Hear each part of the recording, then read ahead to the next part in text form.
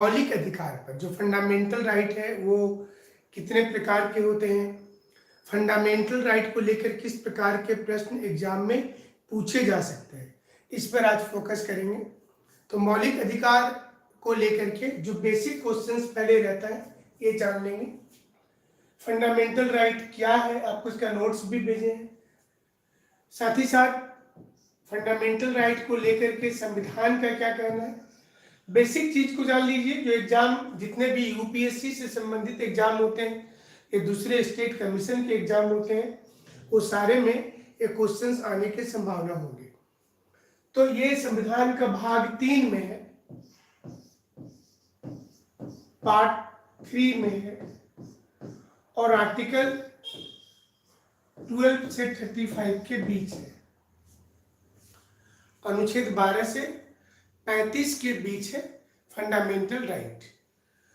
मौलिक अधिकार को अलग अलग कैटेगरी में भी बांट करके देख सकते हैं आप, जैसे कि फंडामेंटल राइट जो है वह नेचुरल हो सकता है, संवैधानिक हो सकता है या सोशल हो सकता है। तो राइट्स के कई प्रकार हो जाते हैं। अगर आप फंडामेंटल राइट की बात करेंगे तो फंडामेंटल राइट जो है ये फंडामेंटल क्यों है, अगर ऐसा आपको पूछा जाए तो इंडिविजुअल्स की डिग्निटी डेवलपमेंट के लिए, जो व्यक्तिगत रूप से अगर देखा जाए तो डिग्निटी डेवलपमेंट के लिए, अथवा डिग्निटी के अलावा अगर देखा जाए तो 2 मिनट का समय ले रहे हैं। हमें लगता है कि सारे ग्रुप में क्लासेस की लिंक नहीं जा पाई है, तो इसको पहले हम क्लास की लिंक ग्रुप में डाल देते हैं ताकि दिक्कत नहीं हो।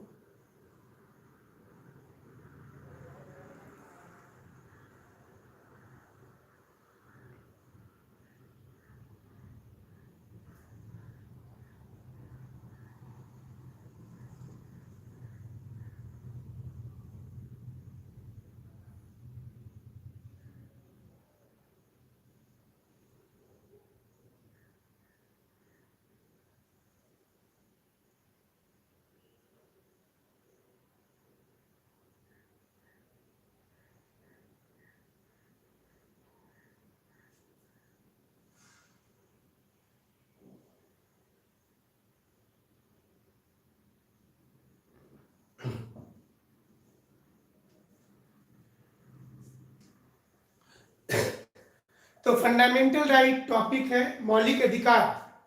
मौलिक अधिकार क्या है, प्राकृतिक अधिकार से कैसे वो अलग है नेचुरल राइट से, सोशल राइट क्या है, ह्यूमन राइट क्या है, और फंडामेंटल राइट जो है इसके जो नोट्स आपको दिए गए हैं उसमें भी डिटेल्स बताया हुआ है। और जो एग्जाम यूपीएससी कंडक्ट करेगी या फिर कोई स्टेट कमीशन, उसमें जिस प्रकार के ऑब्जेक्टिव सवाल आएंगे वो आपको आगे डिस्कस करेंगे। तो मौलिक अधिकार की 2 कॉन्सेप्ट भारत में ली गई है। एक तो बहुत कुछ हमने मौलिक अधिकार को लेते समय जो कानून व्यवस्था वाली बात है वो ब्रिटिश मॉडल से लिया गया है, और वहीं जो मौलिक अधिकार मिलेगा ही आपको अमेरिकन मॉडल से लिया गया है। मौलिक अधिकार के अंदर जो कानून व्यवस्था है ये ब्रिटिश मॉडल है, लेकिन फंडामेंटल राइट आपको चाहिए ये अमेरिकन व्यवस्था है। स्क्रीन कट हो जा रहा है।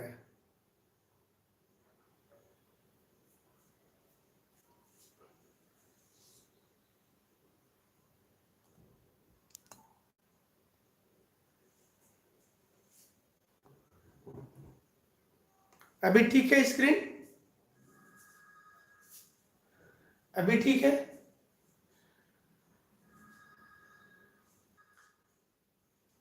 के अलावा और भी बहुत से राइट आपके हैं। हम लोग हमेशा बात करते हैं ये हमारा अधिकार है, हमसे हमारा अधिकार नहीं छीना जा सकता। तो और बेसिकली देखिएगा, रोज जो आपकी सरकार के साथ बातचीत होती है सरकार के साथ जो टेंशन होता है वो फंडामेंटल राइट को लेता है, कभी को लेकर होता है, कभी पुलिस अरेस्ट कर लेती है, कभी गवर्नमेंट बैन कर देती है कि व्हाट्सएप नहीं चलाना, फेसबुक नहीं चलाना है।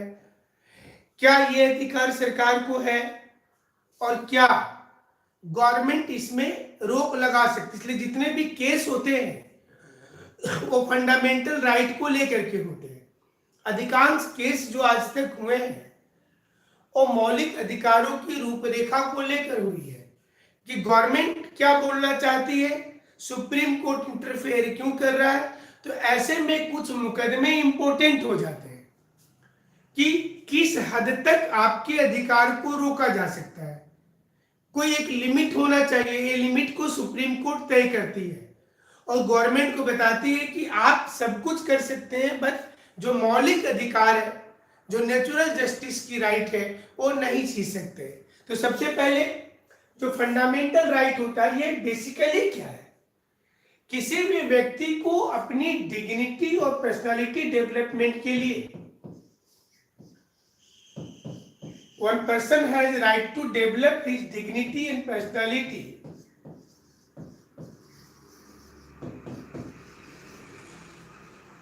for those things the environment which is required is known as a fundamental right। आपके व्यक्तित्व विकास के लिए जो सिचुएशन चाहिए, जो मिनिमम रिक्वायरमेंट आवश्यकताएं चाहिए, उसको मौलिक अधिकार कहा जाता है, वो फंडामेंटल राइट। नेचुरल भी होते हैं। अभी कोई अधिकार है, उसके नेचुरल राइट है, आप उसको नहीं छीन सकते। बहुत से जानवर जो एक्सटिंक्ट होने वाले हैं उनको जिंदा रहने का अधिकार। आप देखते होंगे कि कोई व्यक्ति अगर कोबरा सांप को पकड़ लेता है तो उसके ऊपर केस हो जाता है। आप अगर हाथी को मार देते हैं तो आपके ऊपर केस हो जाएगा। ये नेचुरल राइट हमारे संविधान ने सभी लोगों को दिया है। तो राइट कानूनी भी होते हैं।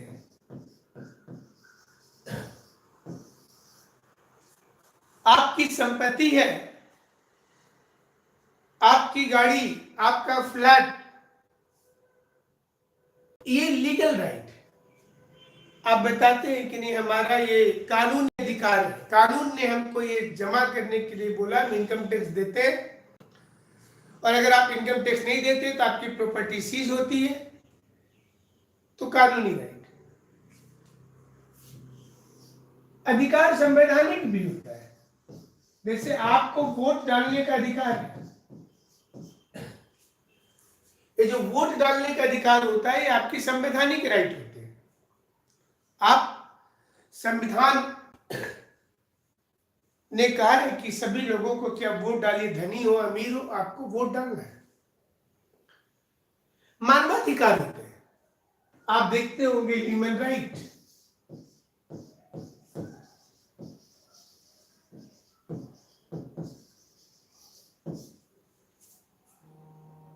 जिसमें ह्यूमन राइट में बताया जाता है कि आप अगर चाहें तो सरकार अथवा संस्था के खिलाफ जा सकते हैं कि आपको जो राइट मिलना चाहिए था वो नहीं दिया गया। तो एक एक करके सारे पे बात करेंगे, लेकिन मौलिक अधिकार के कुछ सिद्धांत भी देखेंगे कि मौलिक अधिकार का बेसिकली कौन कौन से सिद्धांत होते हैं। तो मौलिक अधिकार में लॉ ऑफ सेवरेबिलिटी होता है।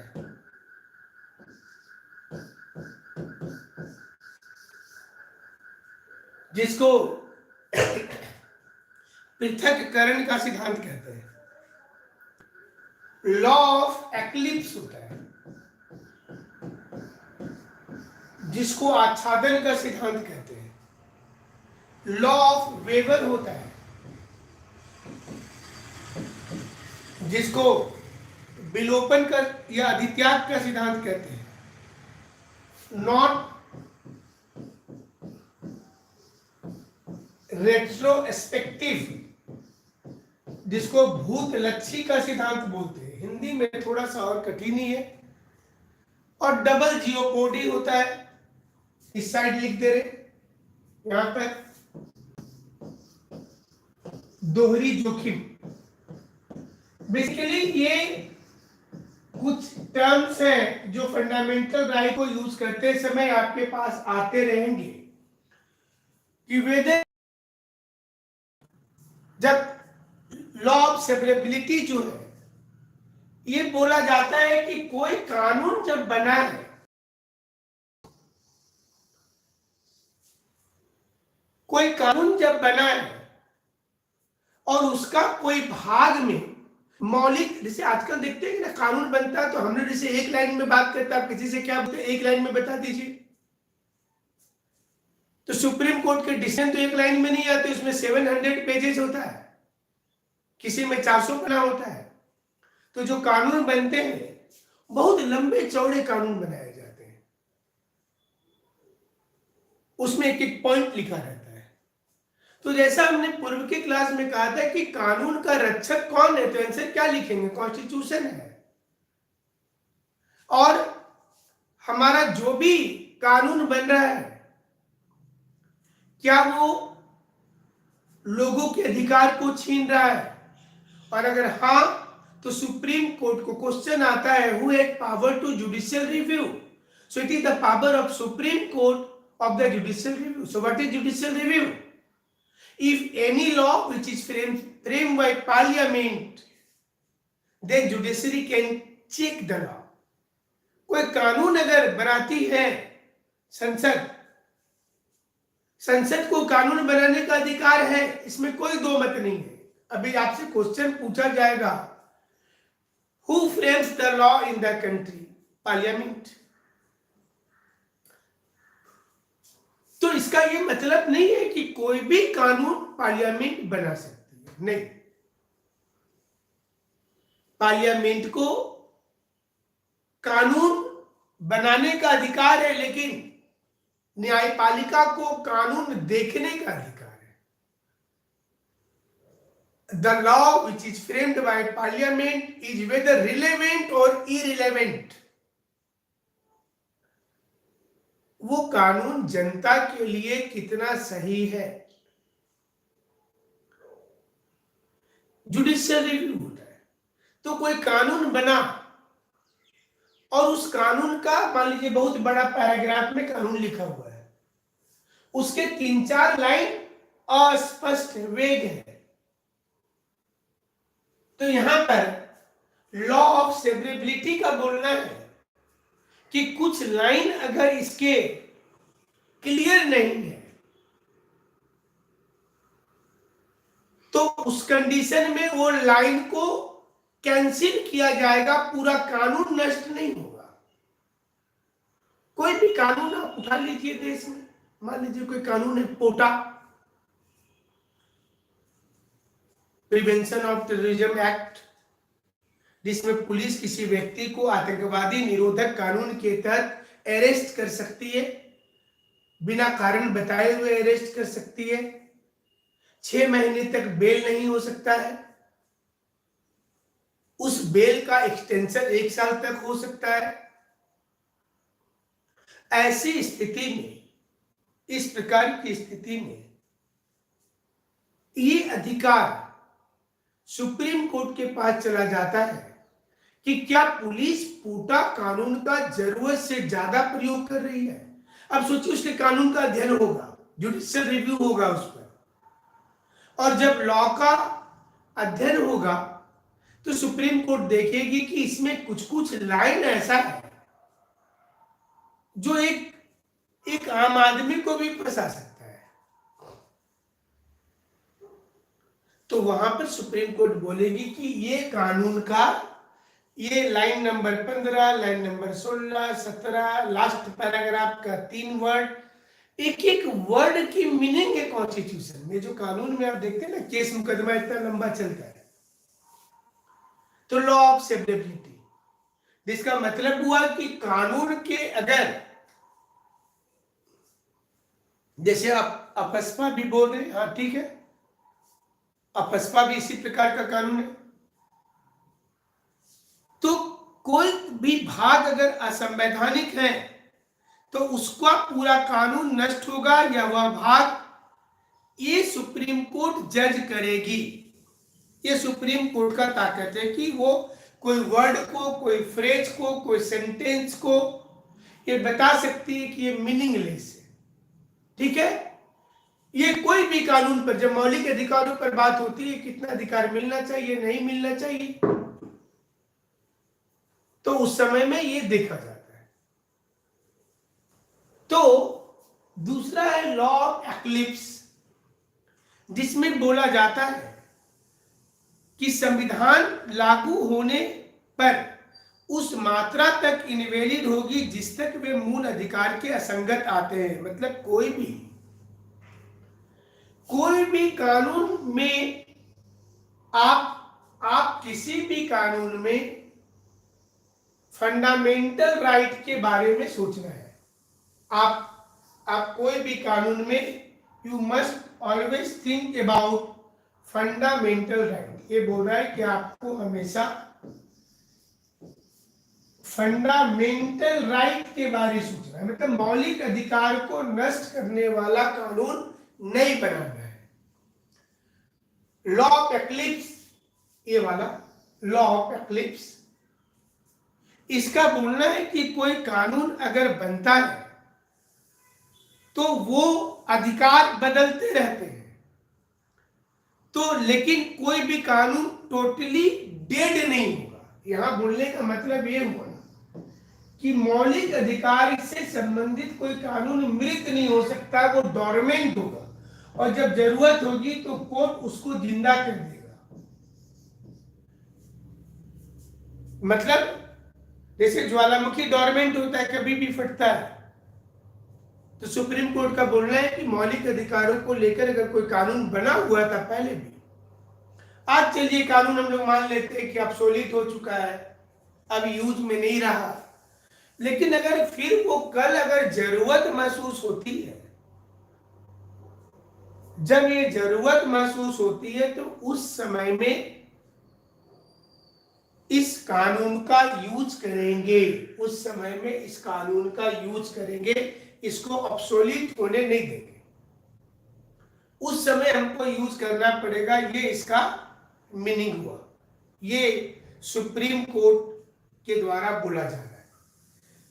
इसी प्रकार से अधित्याग का सिद्धांत है कि कोई व्यक्ति जो अधिकार मिला है, आप अपनी इच्छा से मौलिक अधिकार को त्याग नहीं कर सकते, ये संविधान त्याग नहीं करवा सकती। कोई आदमी अगर बोलता है कि हम आत्महत्या कर लेंगे, आपकी जिंदा रहने का अधिकार मिला है लेकिन आप इसको नहीं लेंगे, आप अपनी इच्छा से किसी अधिकार को त्याग नहीं करेंगे, खास करके राइट टू लाइफ को। यहां पर मतलब कोई इंडिविजुअल को लीगल लाइबिलिटी ही इंपॉर्टेंट है, उसका ऑन इंटरेस्ट जो है वो यहां इंपॉर्टेंट नहीं होता है। आप मौलिक अधिकार को, जैसे बच्चा को नहीं पढ़ाएंगे, अधित्याग नहीं कर सकते। जो अधिकार आपको संविधान ने दिया है, तो आप देखते हो ना, इसलिए बोला जाता है कि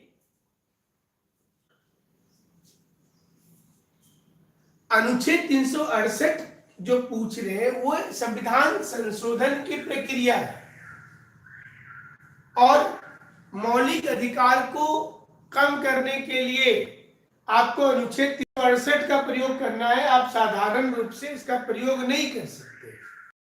अगर सिंपल रूप से इसका प्रयोग करेंगे तो ये नुकसान बढ़ जाएगा, ये सुप्रीम कोर्ट का कहना है। इसी प्रकार से मतलब सिस्टम ये भी बनाया गया है कि संविधान लागू होने के पहले अगर कोई क्राइम किया है, उस समय वह अपराध था, तो नॉट रेट्रोस्पेक्टिव का मतलब होता है कि संविधान जब हमारा लागू हुआ, जिस वक्त में लागू हुआ 26 जनवरी 1950, उसके पहले कोई क्राइम हुआ होगा और 26 जनवरी 1950 को वो क्राइम को समाप्त कर दिया गया कि वो अपराध नहीं है। ये नॉट रेट्रोस्पेक्टिव का मतलब है भूतलक्षी नहीं, इसका मतलब है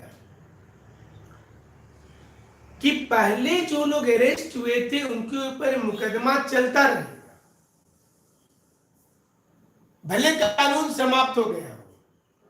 और डबल जियोपोडी का मतलब होता है कि एक व्यक्ति को 2 बार सजा एक ही घटना के लिए नहीं देंगे, ये उसका मीनिंग हुआ। तो चलिए आगे बढ़ते और अनुच्छेद 12, ये आप जानते होंगे कि अनुच्छेद 12 ये सरकार को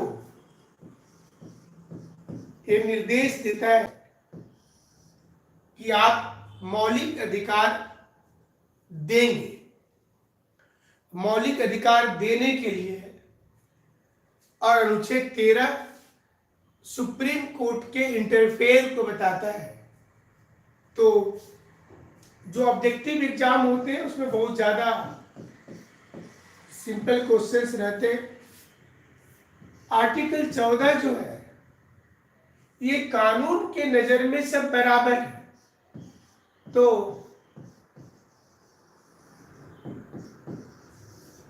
equality before law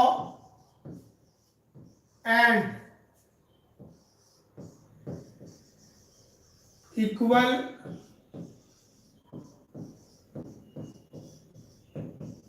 protection of law, equality before law and equal protection of law. अब ये क्या है? कानून के नजर में हर कोई बराबर है और कानून की समान रक्षा होगी। तो सिंपली पहला तो क्वेश्चन आता है कि अनुच्छेद 14 क्या है। यह दिया जाता है कि कानून के नजर में सब बराबर है, ये किस अनुच्छेद में दिया गया है।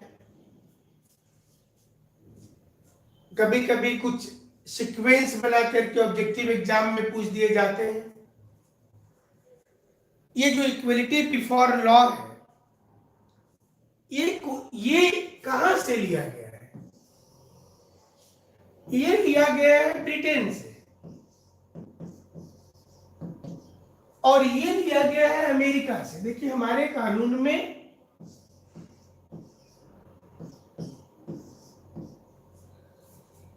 कानून के नजर में बराबर है, ब्रिटेन का कॉन्सेप्ट है। अभी ये भी क्वेश्चन पूछ सकता है कि कानून के नजर में सब बराबर है, ये कहां से लिया गया है? ब्रिटेन से। और कानून का समान संरक्षण किया जाएगा, ये कहां से लिया गया है? तो अमेरिका से लिया गया है। यहां पर बोला जा रहा है कि कोई भेदभाव नहीं होगा, कानून को यूज करते समय भेदभाव नहीं होगा और कोई भी व्यक्ति कानून की रक्षा करने के लिए आर्टिकल 32 का प्रयोग करके सुप्रीम कोर्ट जा सकता है। ये इक्वलिटी बिफोर लॉ है कि आप देखे होंगे कई ऐसे मुकदमे, जैसे राम रहीम का मामला जिसमें एक चिट्ठी से सुप्रीम कोर्ट ने हस्तक्षेप किया था। आप समझ सकते हैं कि कितना इंपोर्टेंट है आर्टिकल 32। कोई भी व्यक्ति आर्टिकल 226 का प्रयोग करके हाईकोर्ट जा सकता है। ये भी एग्जाम में पूछता है कि मौलिक अधिकार के हनन होने पर it is the only circumstances where one can move directly to supreme court और high court only in the use of fundamental right. अनुच्छेद 32 के द्वारा सुप्रीम कोर्ट और अनुच्छेद 226 के द्वारा हाई कोर्ट जा सकते हैं। तो ये अनुच्छेद 32 और 226 ये बताता है कि कानून के नजर में सब बराबर है। अगर कोई व्यक्ति ने क्राइम किया है तो वो सजा का उतना ही हकदार है जितना कि कोई दूसरा गरीब लोग होगा, अमीर भी उतना ही हकदार है। ऐसे कई मुकदमे में आए। लेटेस्ट अगर देखेंगे तो 2019 का जो CAA प्रोटेस्ट हो रहा था, इसमें ये मामला भी सुप्रीम कोर्ट में जाने का था और चला गया था। तो यहां पर ये बोला जा रहा है कि कोई आदमी भारत में कितना भी धनी हो, खुद गवर्नमेंट ही क्यों ना हो। आपने अभी कोरोना मामले में देखा होगा कि सुप्रीम कोर्ट ने कई बार केंद्र सरकार को कहा कि आप इससे बच नहीं सकते हैं। अभी हाल में झारखंड के हाईकोर्ट ने कहा कि किसी के पास पैसा नहीं है तो जमीन बेच करके अपना इलाज थोड़े करवाएगा, सरकार का दायित्व तो बनता है। तो मौलिक अधिकार जो राइट टू लाइफ है, आर्टिकल 21, ये आपकी बचाना जरूरी है। इसलिए सुप्रीम कोर्ट बोलती है कि वो चुप नहीं बैठ सकती। अगर मौलिक अधिकार का उल्लंघन हो रहा, फंडामेंटल राइट का, तो आंख बंद करके नहीं रह सकती, वहां पर वो डिसीजन लेने के लिए स्वतंत्र और लेगी। तो यहां समझना होगा कि आर्टिकल 32 और 240 का प्रयोग इसके लिए किया जा सकता है, इक्वलिटी बिफोर लॉ के लिए किया जा सकता है। तो अगर कोई आदमी कमिट किया है क्राइम को, कोई भी रहे, कोई बहुत बड़ा नेता हो, ऐसे कई नेता और मुख्यमंत्री जेल में, कई केंद्रीय मंत्री जेल में, जेपीएससी अध्यक्ष को जेल, बीपीएससी अध्यक्ष को जेल। अगर आपने क्राइम किया है तो फिर आपको कानून सजा देगी, और इसलिए कानून के ऊपर लोगों का भरोसा होता है। आप क्या बोलते हैं? कानून के ऊपर हमको भरोसा है। हो सकता है कानून, हालांकि नेचुरल जस्टिस है कि न्याय मिलने में देरी होना भी अन्याय है। सुप्रीम कोर्ट ने कहा कि delaying in justice is also injustice. ये आर्टिकल 21 में उन्होंने बताया व्याख्या करते हुए कि किसी व्यक्ति को न्याय मिलने में अगर देरी हो रहा है तो ये भी एक प्रकार का अन्याय ही बोला जाएगा, वो भी एक अन्याय है। इसलिए न्याय मिलने में देरी नहीं होनी चाहिए, न्याय टाइम से मिलना चाहिए। तो सुप्रीम कोर्ट अलग अलग समय पर व्याख्या करती है। अब आपको लगेगा कि इक्वल प्रोटेक्शन ऑफ लॉ क्यों दिया गया है। एक तो इसका मतलब ये होता है कि सभी न्यायालय देश के एक जैसा व्यवहार करेंगे,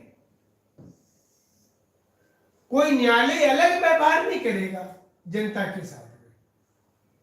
दूसरा इसमें बोला जाता है कि जो समान लोग होते हैं उनके लिए कानून को समान बनाइए। So law is equal for equals and unequal for unequals. जैसे कोई मंत्री अरेस्ट होता है तो आप देखते होंगे कि उसको तुरंत हॉस्पिटल भेज दिया जाता है कि कागज, मेडिकल कागज देखिए, हार्ट अटैक का खतरा है, टेंशन ज्यादा हो गया, बीपी बढ़ गया है। चूंकि वो स्पेशल आदमी, कानून के नजर में सब बराबर है, लेकिन उसका वकील बोलता है कि हमारा जो क्लाइंट है ये स्पेशल है, समाज सेवी है। वो थोड़े बोलता है कि करप्ट है, वो समाज सेवी है, इसलिए इसको विशेष सुविधा चाहिए। लेकिन कोई गरीब पकड़ा जाता है और वो अगर बोल दे कि हमारे सीने में दर्द है, हमको हॉस्पिटल ले चलिए, तो जल्दी पुलिस लेके जाती है क्या? अभी दर्द नहीं भी होगा तो पुलिस पीट करके दर्द करवा देगी उसको। हमारा कानून जो है ये इक्वल प्रोटेक्शन पर बल देता है, जिसका एक मीनिंग ये भी होता है कि equal pay, equal right, equally temperament, equal opportunity. तो अगर इनकम टैक्स पुअर के लिए एग्जम्पशन हो रहा है तो दूसरे लोग क्लेम नहीं कर सकते। देखिए, इक्वल प्रोटेक्शन ऑफ लॉ ये बोल रहा है कि जिनको जरूरत होगी कानून की जिस हिसाब से, वो उनको देंगे। जैसे एसीबीसी का मामला देख लीजिए, सोशली एजुकेशनली बैकवर्ड क्लास, ये गवर्नमेंट तय करेगी, इसको इक्वल प्रोटेक्शन दे रहे हैं। जो इकोनॉमिक आधार पर आरक्षण दिया जा रहा है, बीपीएल जो होता है स्कूल में, बीपीएल कोटा, इसके लिए कोई दूसरा एग्जाम्पशन नहीं मांग सकता दूसरा आदमी, चूंकि ये इक्वल प्रोटेक्शन ऑफ लॉ है। अगर उनको नहीं दिया जाएगा तो कानून की महत्व ही समाप्त हो जाएगी।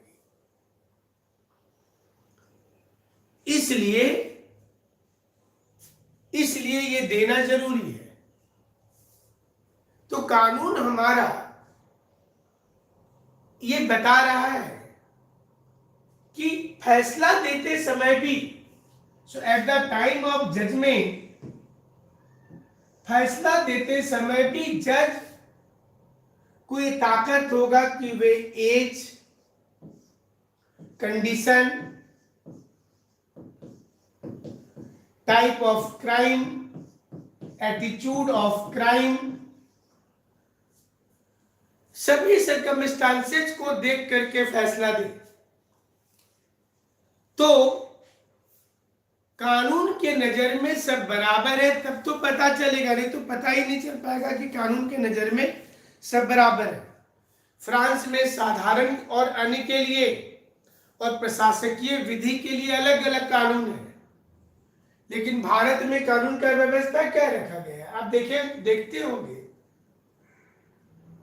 हमारे यहां पर इंटेंशन पर जजमेंट है, मतलब आपने क्राइम किया या क्राइम आपसे हो गया, दोनों दो चीजें। जैसे फुटबॉल के मैच में अगर आपने जानबूझकर के हाथ मार दिया तब तो वो बहुत बड़ा डिफॉल्ट है, आपको रेड कार्ड भी दिखा सकता है रेफरी।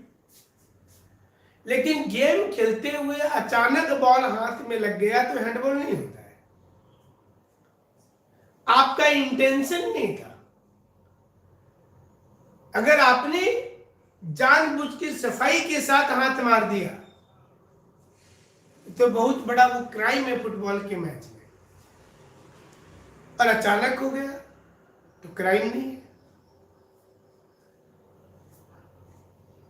कानून में भी यही चीज है, आर्टिकल 14 यही चीज है कि आपसे क्राइम हो गया,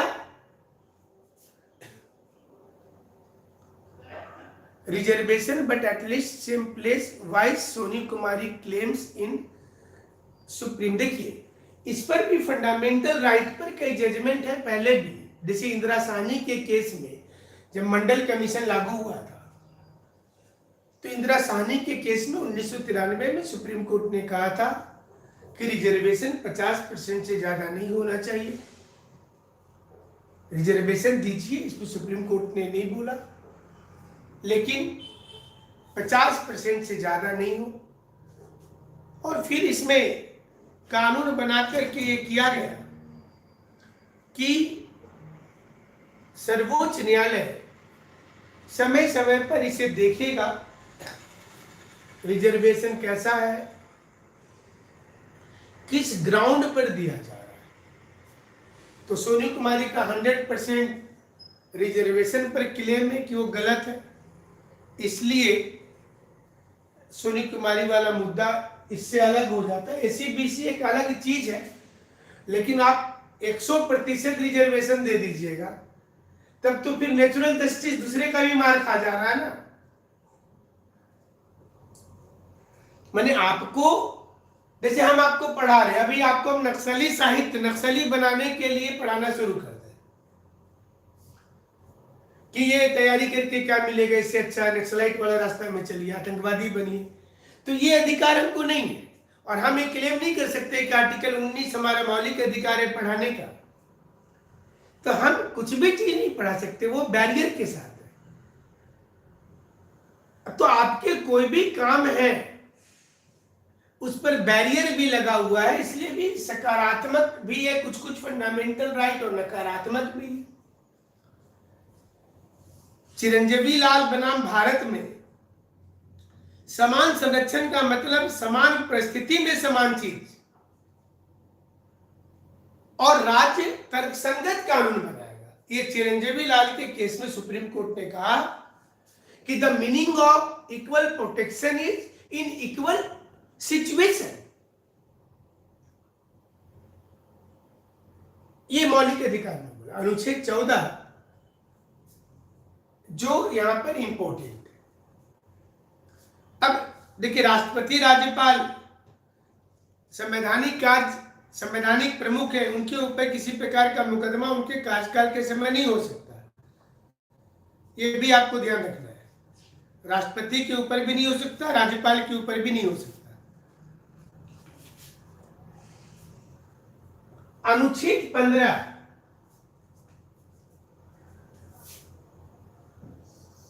मेंस वाले की क्लास हम एक बार फिर से इस टॉपिक पे ले लेंगे, क्योंकि आज थोड़े पीटी वाले के साथ बता रहे हैं, इसलिए ज्यादा नहीं बता रहे। अनुच्छेद 14 तो ऐसे काफी बड़ा है मेंस के पर्पज से, तो अभी आज पीटी को थोड़ा सा फोकस किया गया है। ऑब्जेक्टिव एग्जाम जिसमें आप कोई भी एग्जाम लिखते हो, यूपीएससी जो भी एग्जाम कंडक्ट करते हैं उसके पीटी के लिए सारी चीजें इंपॉर्टेंट है, तो ज्यादा नहीं बताएंगे, क्योंकि फिर वो मेंस के जैसा व्याख्या हो जाएगा तो टाइम टेकिंग होगा। तो शुरू के 2 दिन जो होते हैं वो पीटी ओरिएंटेड होते हैं, तो इसमें थोड़ा कम बताएंगे और ऑब्जेक्टिव टाइप के जो क्वेश्चंस आते हैं उस पर फोकस करेंगे। अनुच्छेद 15 में सिंपली है कि जाति, धर्म और लिंग के आधार पर कोई भी भेदभाव नहीं किया जाएगा, और इसमें है कि कोई डिस्क्रिमिनेशन नहीं होगा।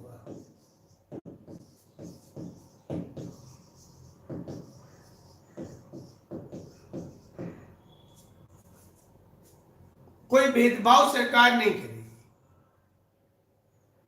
लेकिन कई राज्य में आप देखते होंगे कि रिजर्वेशन है, तो इसमें दिया हुआ है कि अगर गवर्नमेंट को ऐसा लगता है कि समाज का कोई वर्ग पिछड़ गया है,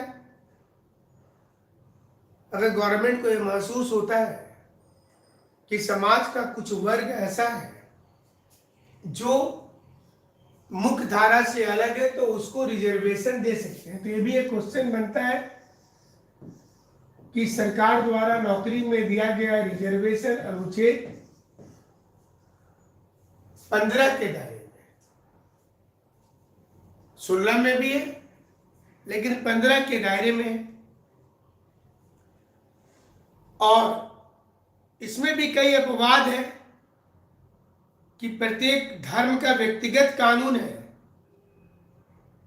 इसलिए उसके लिए अलग अलग सुप्रीम कोर्ट में जब मामला जाता है तो वो देखती है कि किस धर्म का भी कानून क्या कहता है।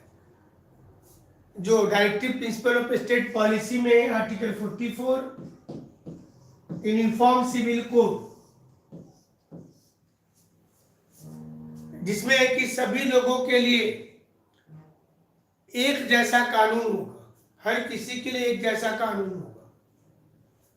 लेकिन ये एक जैसा कानून तब होगा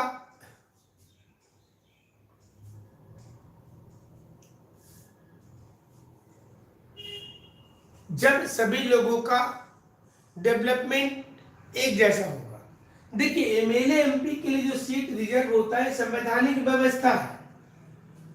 जैसे अभी आपको बताए कि कुछ क्षेत्र हमारे पिछड़े हुए हैं, लोग पिछड़े हुए नहीं है बल्कि कुछ क्षेत्र पिछड़े हुए। तो the region which is backward at present government can give protection to them, ये उनको मिलेगा जो क्षेत्र पिछड़ गए। आर्टिकल 15 ये बताता है कि रिजर्वेशन का पर्पस क्या, what is the purpose of reservation. कुछ पर्पस होगा, तो ये समझना है कि इसका पर्पस है एक डेवलप सोसाइटी बनाना। रिजर्वेशन देने का तरीका अलग हो कर सकते हैं भविष्य में, कि जिसको मिल गया है ये कर सकते हैं कि जिसको मिल गया है उसको नेक्स्ट टाइम नहीं मिले, रोटेशनल सिस्टम पर हो, ये किया जा सकता है, ये पर्पस हो सकता है। तो ये जो मेन स्ट्रीम में कैसे जोड़ा जाएगा, इसके लिए हमारा जो कॉन्स्टिट्यूशन है ये आर्टिकल 15 ये बताता है how to protect all the classes in the country, उसको कैसे प्रोटेक्ट किया जाए। तो ये संवैधानिक व्यवस्था हमारे यहां पर रखी गई, आर्टिकल 15 के दायरे में है। आप मंडल आयोग के बारे जानते होंगे, बाद में यही कारण है कि मंडल आयोग में क्रीमी लेयर का कॉन्सेप्ट लाया गया, बाद में, शुरू में नहीं था। सुप्रीम कोर्ट ने भी बताया कि सरकार को यह अधिकार है कि कौन सी जाति पिछड़ा हुआ है, कौन सी जाति पिछड़ा हुआ नहीं है, इसका पैमाना, इसको सुप्रीम कोर्ट ने कहा कि इसको कौन तय करेगा, ये पार्लियामेंट ही करेगी। लेकिन अब वो जाति में कोई करोड़पति है तो उसको फिर रिजर्वेशन नहीं देना है, क्योंकि हमारा संविधान सोशली एजुकेशनली बैकवर्ड क्लास की बात करता है। इसलिए जो लोग अपर हो चुके हैं उनको आप रिजर्वेशन नहीं दे सकते हैं। ये बालाजी वर्सेस मैसूर के केस में भी संविधान का व्याख्या करते हुए सर्वोच्च न्यायालय ने कहा था। यहां पर यह भी जानना होगा कि अनुच्छेद 15 2006 में 93rd अमेंडमेंट हुआ था, जिसमें केंद्रीय शैक्षणिक संस्थान में आरक्षण दिया गया एससी बीसी और एससी एसटी को। इसी प्रकार से आर्टिकल 16 जो इक्वल अपॉर्चुनिटी की बात करता है, क्वेश्चन आएगा 15 में क्या है, डिस्क्रिमिनेशन नहीं होगा। अनुच्छेद 15 में है कि कोई भी भेदभाव नहीं होगा, और 16 में, आर्टिकल 16 में है कि equal opportunity in the government jobs, सभी लोगों को एक समान अवसर दिया जाएगा सरकारी नौकरी में, हर किसी को समान अवसर दिया जाएगा गवर्नमेंट जॉब्स में। तो ये अनुच्छेद 16 में, इसके भी कई अपवाद हैं। अनुच्छेद 16 का 5 क्लॉज है जो मेंस वाली क्लास में बता देंगे। अनुच्छेद 17 है जो वर्तमान में सिविल प्रोटेक्शन राइट है, ये 1955 में सिविल प्रोटेक्शन राइट बना था। छुआछूत, ये राज्य को भी, ये मतलब राज्य के ऊपर भी लागू होता है और व्यक्ति के ऊपर भी लागू होता है। कोई भी व्यक्ति छुआछूत नहीं फैला सकता, ना ही आप किसी को जाति सूचक शब्द का प्रयोग कर सकते हैं। आप किसी के लिए कोई जाति सूचक शब्द का प्रयोग नहीं कर सकते, आपके उसके बाद आपके ऊपर में मुकदमा हो जाएगा। तो ना ही आप जाति सूचक शब्द का प्रयोग करेंगे किसी के लिए, और ना ही आप किसी व्यक्ति को नीचा दिखाने की कोशिश करेंगे जाति और धर्म के आधार पर। अगर आप इस प्रकार की चीज करते हैं तो आपके ऊपर एक मुकदमा होगा, हरिजन उत्पीड़न एक्ट, एससी एसटी एक्ट। और इसको बचाने के लिए आप देखे होंगे कि जिस राज्य में एसटी जनसंख्या या एससी जनसंख्या ज्यादा है, वहां पर थाना जो है वो एससी एसटी, देखिएगा, थाना बनाया जाता है कि उसकी त्वरित कार्रवाई हो, जल्दी हो। इसी प्रकार से आप इसी को आगे बढ़ते हुए सोच सकते हैं कि महिला थाना का कॉन्सेप्ट भी इसी से आया कि महिलाओं के साथ हो रहे उत्पीड़न को ठीक करने के लिए, त्वरित कार्रवाई करने के लिए ये व्यवस्था लाई गई है। 1976 में एक संशोधन हुआ 1955 वाले कानून में, इसमें, और ये तय किया गया कि इसका जो शब्द है ना, अस्पृश्यता हिंदी में, तो मतलब अब जैसे कोई दुकानदार सामान देने से इनकार करता है किसी व्यक्ति को जाति के आधार पर, छुआछूत के आधार पर, तो ऐसी स्थिति में 6 महीने का जेल का प्रावधान है। क्या जाति के आधार पर किसी व्यक्ति को, लेकिन आप अब इसको कोरोना से जोड़ करके देखेंगे, कोरोना में आपदा प्रबंधन का एक कानून आ गया, जब लॉ आ जाता है तो उसके अकॉर्डिंग काम करेंगे। मास्क पहनना अनिवार्य है, और बिना मास्क के दुकान में जाकर के अगर आप सामान मांगते हैं तो दुकानदार देने से रिफ्यूज करता है तो उसको जेल नहीं हो सकती, क्योंकि यहां पर कानून ने मास्क पहनने को अनिवार्य कर दिया है। जैसे आपने पहले भी बताया कि कानून पारित करने का अधिकार पार्लियामेंट का होता है, सुप्रीम कोर्ट कानून बनाती नहीं, सिर्फ वो वॉच करती है कानून सही है कि गलत। So law that is running in the country is whether valid, relevant और नॉट, ये वर्क है सुप्रीम कोर्ट का। तो यहां पर आप SC/ST एक्ट 1989 को भी देख सकते हैं। SC/ST एक्ट 1989 में बना और उसमें भी कई चीजें दी गई हैं। इसी प्रकार से प्रोटेक्शन के लिए नेशनल कमीशन फॉर SC बना है, नेशनल कमीशन फॉर ST बना है। ये सारी चीजें आर्टिकल 17 को बचाने के लिए की गई है, जिसमें कि किसी भी जाति और धर्म के नाम पर किसी भी व्यक्ति के साथ भेदभाव नहीं होना चाहिए। आर्टिकल 18 को अगर देखा जाए तो आर्टिकल 18 जो है, ये आर्टिकल 18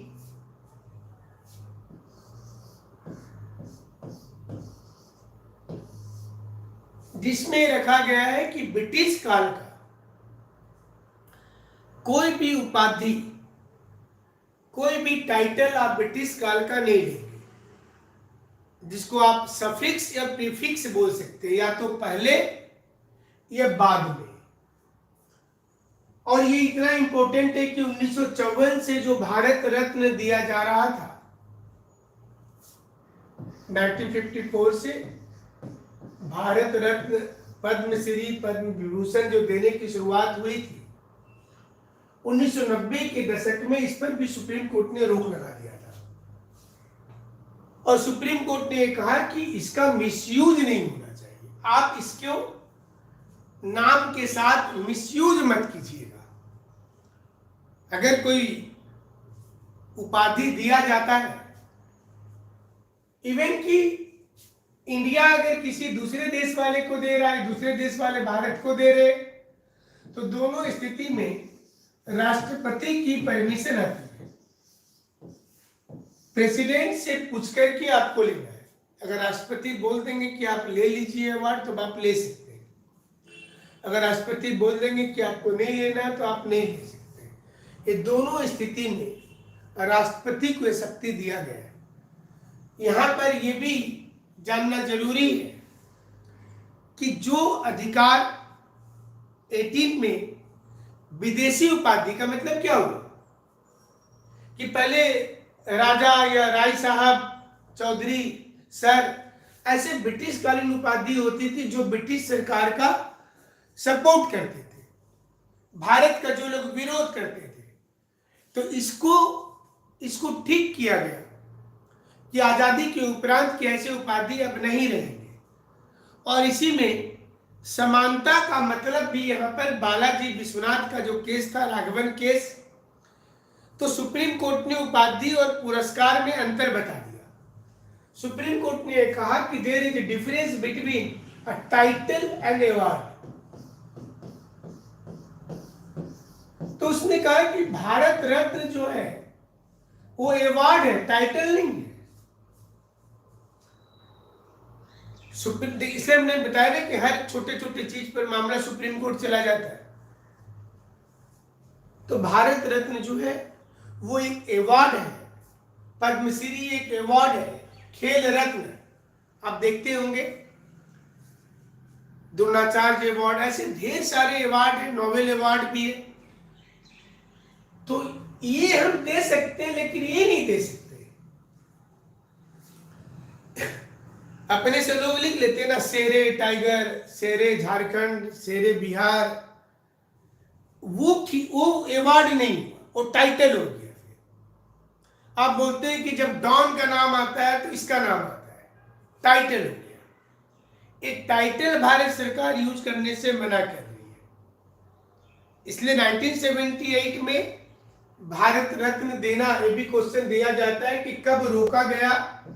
1978 में पहली बार भारत रत्न देने की प्रथा को रोक दिया गया। फिर 1980 में ये शुरू हुआ सेकेंड टाइम, 1954 में फर्स्ट टाइम, 78 में रोक दिया गया, 1980 में सेकेंड टाइम, और 1996 में सुप्रीम कोर्ट में इसको लेकर के याचिका चला गया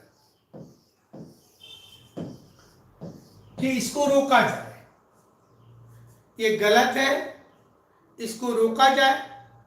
और इसी में समानता का अर्थ बताया सुप्रीम कोर्ट में कि समानता में क्वालिटी को अलग नहीं कर सकते।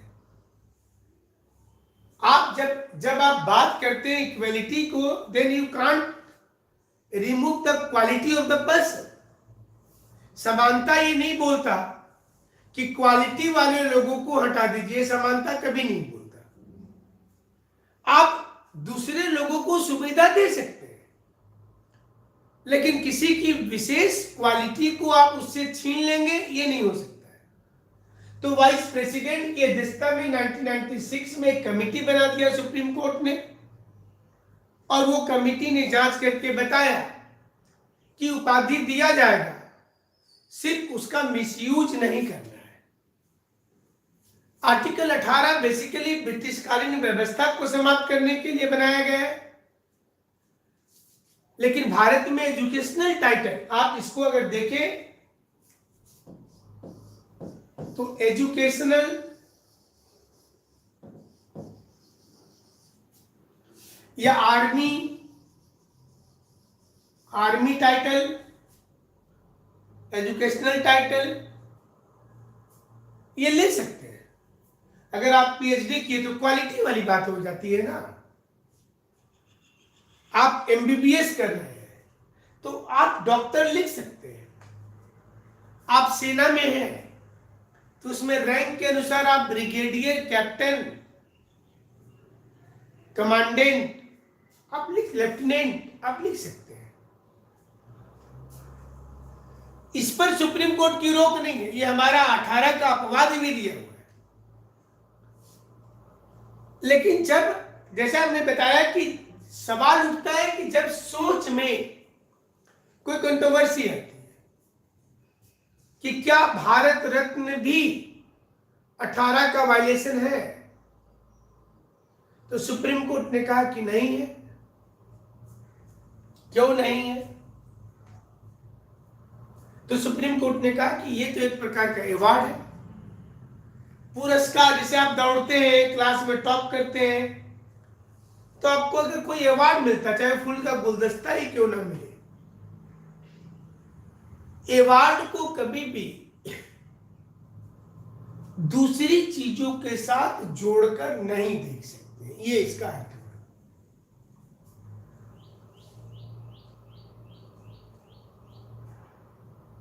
ठीक है। आर्टिकल 18, ये बालाजी राघवन का जो केस था वो समझा रहे थे। अगर आप मौलिक अधिकारों का देखें कि नागरिक को कौन से अधिकार मिलते हैं, कौन से सकारात्मक है, कौन से नकारात्मक है, तो आर्टिकल 14, 15, 16, 18 ये नकारात्मक राइट हो जाते हैं, निगेटिव राइट है, जिसमें एक बैरियर लगा हुआ है। निगेटिव राइट का मतलब क्या हुआ? एक बैरियर है वहां पर। तो ये बैरियर निगेटिव राइट का काम करता है। मैंने सारी चीजें आपको जो दिख रही हैं उसके पीछे भी कुछ कहानी है, तो वो निगेटिव राइट होता है। यहां तक क्लियर है आप लोगों का? यहां तक क्लियर है? कोई दिक्कत है तो बताइए।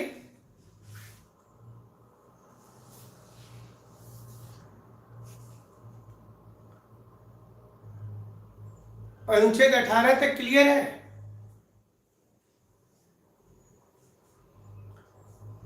आर्टिकल 19 में अभी 6 राइट हैं, पहले इसमें 7 राइट थे, आर्टिकल 19 में 7 राइट थे, अभी 6 हैं। 7वां राइट जो राइट टू प्रॉपर्टी है उसको 44th अमेंडमेंट 1978 से हटा दिया गया, भी एग्जाम में आता है, और आर्टिकल 300A में रखा गया है। आपके जो संपत्ति के अधिकार है, अभी वो फंडामेंटल राइट नहीं है, वो फंडामेंटल राइट की जगह पर कानूनी अधिकार है, आपका लीगल राइट है। आपसे ये क्वेश्चन हमेशा आता है, एक तो संपत्ति का अधिकार कैसा अधिकार है, लीगल राइट। ये पहले किस आर्टिकल में था? अनुच्छेद 19 में और अनुच्छेद 31 में था, 19 और 31 में था। तीसरा आता है कि इसको हटा करके कहां रखा गया है, इसको 300A में रखा गया है, 300 के A में रखा गया है, तो ये कानूनी अधिकार है। आर्टिकल 19 में जो अन्य अधिकार आपके हैं, जिसमें सबसे महत्वपूर्ण है freedom of speech and expression, आपके बोलने का जो अधिकार है, आपके जो सोचने का अधिकार है, freedom of speech and expression. और इसमें ये अधिकार इतना इंपॉर्टेंट है कि किसी की बात को नहीं मानना भी हमारा अधिकार हो सकता है। मैंने आप कोई जब पॉलिटिकल डिबेट देखते हैं तो तरह तरह की बातें सामने आती है। हमारा फ्रीडम ऑफ स्पीच, चुप रहना भी हमारा अधिकार है, साइलेंट रहना भी हमारा अधिकार है, फेस एक्सप्रेशन से जवाब देना भी हमारा अधिकार है। अगर आप सोचिएगा, freedom of speech and expression, बोलकर भी सारा कुछ नहीं बोल पाना और बिना बोले हुए भी सारा कुछ बोल देना, ये एक्सप्रेशन है हमारा, और ये राइट आपको मिला हुआ है। इसलिए पॉलिटिकली कोई भी राइट कोई किसी के ऊपर थोप नहीं सकता है। आर्टिकल 19 को सेट ऑफ फंडामेंटल राइट बोलते हैं। इसमें कई सारे अधिकार एक साथ दिए हुए हैं, बहुत सारे अधिकार, और ये भारत के नागरिक को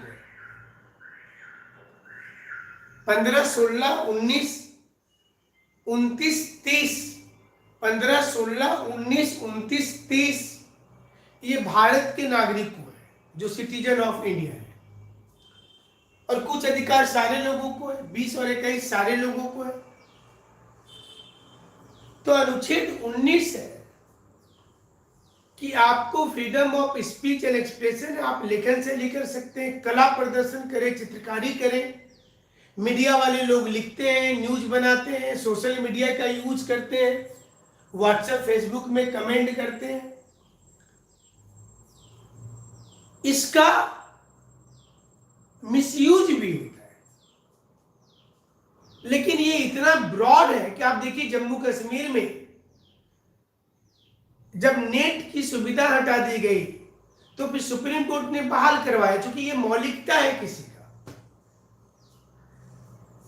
लेकिन आप देश के विरोध में टिप्पणी करें, राज्य के विरोध में टिप्पणी करें, तो आईटी एक्ट की धारा का अगर उल्लंघन होता है, जो आप ट्विटर के मामले में आप नए चीजों को इसके जोड़ते जाइएगा। संविधान जब पढ़ते हैं तो इसका ऑथेंटिसिटी वही हो जाता है कि जो केसेस हो रहे हैं यू शुड अप्लाई। क्या ट्विटर भारत के कानून से ऊपर है? अभी आपने देखा कि व्हाट्सएप ने बोला कि हम इतना कड़ा कानून नहीं लाएंगे, जो हमारी पॉलिसी मानना चाहता है मानेगा, जो नहीं मानना चाहता नहीं मानेगा। हम दबाव नहीं डाल रहे, हम किसी पर दबाव नहीं डाल रहे कि उसको मानना पड़ेगा, ये दबाव नहीं डाल रहे। ये भी एक सुप्रीम कोर्ट का महत्वपूर्ण फैसला है कि बाहर की कोई कंपनी आकर के भारत में काम करती है तो भारत में वो अमेरिका का कानून कैसे मान सकती है? इसलिए ट्विटर को लेकर के विवाद है कि क्या ट्विटर इतना बड़ा है कि भारत के कानून मंत्री का अकाउंट बंद कर देता है? किस सामग्री को हटाना है उसके लिए उसके कोई गाइडलाइन नहीं है, किसको रखना है। तो फेसबुक, ट्विटर, व्हाट्सएप पर भी जो कानून है वो आर्टिकल 19 के 1A के तहत ही है, freedom of speech and expression. एक सर्टेन एरिया में जाकर के रुक जाएगा, चाहे देश में इमरजेंसी के केस हो। देश में इमरजेंसी होगा तो ऑटोमेटिक राष्ट्रपति शासन में आपके आर्टिकल 19 रुक जाएंगे, फिर सरकार आर्टिकल 19 देने के लिए बाध्य नहीं है। तो आर्टिकल 19 में कौन कौन सी चीजें आती है? आपके जीवन से जुड़ी हुई हर चीजें हैं। देखिए, बोलने का अधिकार, संगठन बनाने का अधिकार, जितने पॉलिटिकल पार्टी बनते हैं, ट्रेड यूनियन बनता है, कोई भी संघ बनता है, कमेटी बनती है, आर्टिकल 19 में है कि आपको एक यूनियन बनाने का अधिकार होगा। लेकिन इसका यूज क्या होना चाहिए? Social development, national development, unity and integrity को बचाना, कॉपरेशन करना, ये इसका यूज होना चाहिए। लेकिन अगर इसको मिसयूज करेंगे तो फिर इस पर रोक लग जाएगा। मिसयूज के हालत में इस पर रोक लगेगा। तो ये भी जरूरी हो जाता है कि संविधान, जो हमारा संविधान है, इसने आपको संघ बनाने के लिए बोला है, लेकिन इस पर भी मुकदमा हुआ कि क्या आप कोई डकैत का संघ बना सकते हैं, अपहरण करने के लिए, किडनैपिंग करने के लिए कोई संघ बना सकते हैं? इस पर पुलिस रोक लगाएगी। तो आर्टिकल 19 में जितनी चीजें दी हुई हैं वो एक सर्टेन एरिया के बाद रोक लग जाएगा। आपको बोलने का तो अधिकार है, तो कुछ भी बोलेंगे। आप अगर कुछ भी बोलेंगे तो आपके ऊपर, अब किसी को आप चोर चोर बोलेंगे बिना सबूत का, तो आपके ऊपर भी तो डिफेमेशन सूट होगा, मानहानि का मुकदमा चलेगा। आपने देखा होगा कि पिछले चुनाव के दौरान में राहुल गांधी का स्पीच चौकीदार चोर है सुप्रीम कोर्ट तक चला गया, और सुप्रीम कोर्ट ने इसमें राहुल गांधी को फटकार लगाई और कहा कि आप किसी के बारे ये अपशब्द का प्रयोग नहीं कर सकते। तो उसमें नियम होता डिफेमेशन में कि आपको माफी मांगनी पड़ेगी, उन्होंने मांगा। यहां पर आप, हमारे कानून में इंडिविजुअल्स को उसके राइट को बचाने की जिम्मेवारी है। सभा करने का अधिकार है, आप कहीं भी मीटिंग कीजिए, लेकिन मीटिंग का उद्देश्य अगर गलत है तो पुलिस 144 धारा लगाएगी। आप जैसे देखते हैं प्रदर्शन के लिए किसान आंदोलन अलग अलग जगह पे चल रहा है, कहीं भी आने जाने की स्वतंत्रता है भारत में, लेकिन कर्फ्यू के दौरान नहीं जाएंगे। कहीं भी संपत्ति खरीद सकते हैं, लेकिन छोटा नागपुर टेनेंसी एक्ट है तो आदिवासी जमीन नहीं खरीद सकते। एसपीटी एक्ट है तो आदिवासी जमीन नहीं खरीद सकते। पंजाब में भी लैंड टेन्योर एक्ट है, 1902 में ही वहां पर लागू हुआ था। एससी का जमीन नहीं खरीद सकते। तो ये आर्टिकल 19 के दायरे में आप कोई भी काम कर सकते हैं, चाहे आप दुकान चला लें, मॉल चला लें, कोचिंग इंस्टीट्यूट चला लें, स्कूल चला लें, कॉलेज चला लें। आपको वर्ग खुद चुनने का अधिकार है। सरकार आपको दबाव नहीं डालेगी कि ऑक्सीजन प्लांट ही बैठाइए, ये सरकार नहीं बोलेगी, आपकी इच्छा।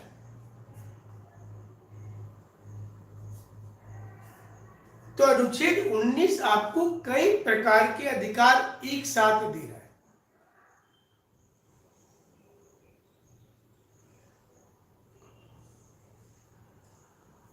यहां तक क्लियर है आर्टिकल 19?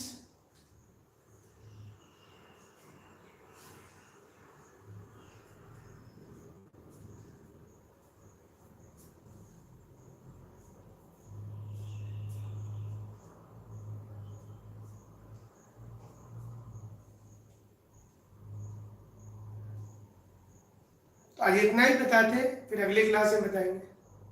धन्यवाद।